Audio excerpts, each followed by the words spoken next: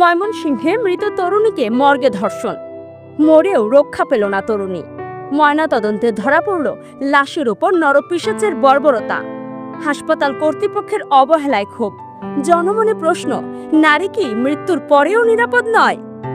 বিস্তারিত দেখুন আশরাফ আলী ফারুকীর প্রতিবেদনে। জীবিত অবস্থায় হয়তো ভেবেছিল মৃত্যুই হবে মুক্তি, কিন্তু মৃত্যুর পরেও রক্ষা পেল না সে। ময়মনসিংহ মেডিকেল কলেজ হাসপাতালের মর্গে সেই ২০ বছরের তরুণীর মরদেহকেও ছাড়েনি নরপিশাচ আবু সাইদ। দায়িত্বের আড়ালে আবরিত হওয়া ক্ষমতার ছদ্মবেশে সে দেখিয়েছে এক ঘৃণ্য বিকৃতি। ধর্ষণ করেছে এক মৃত নারীকে। ঘটনাটি ঘটেছে সোমবার ২১শে অক্টোবর দুপুর ১২টায়। অভিযুক্ত ডোম আবু সাইদ হালুয়াঘাট উপজেলার খন্দকারপাড়া গ্রামের মৃত জয়নাল আবেদিনের ছেলে।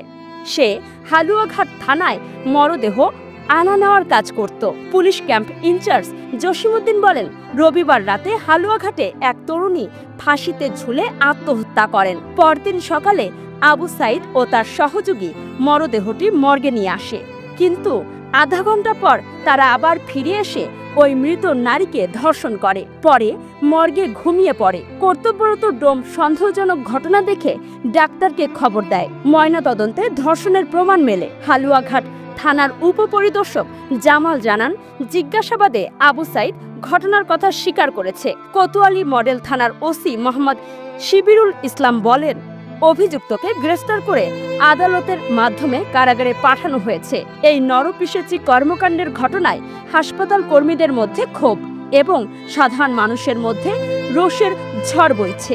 এই তরুণীকে তার মৃত্যুর পরও নিরাপত্তা দেওয়ার দায় যদি এভাবে অবহেলিত হয়, তাহলে সমাজের রূপকথার নিরাপত্তার খোঁজ কোথায়? মর্গের অন্ধকারে সংঘটিত এই বর্বরতা পুরো সমাজের বিবেককেও কাঁপিয়ে তুলেছে।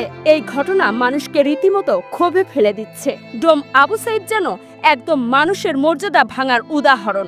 যারা বিচারহীনতার সুযোগে এই ধরনের অপরাধ করে, তাদের বিরুদ্ধে কঠোর আইনি ব্যবস্থা না নিলে সাধারণ মানুষ আর শান্তিতে থাকবে না।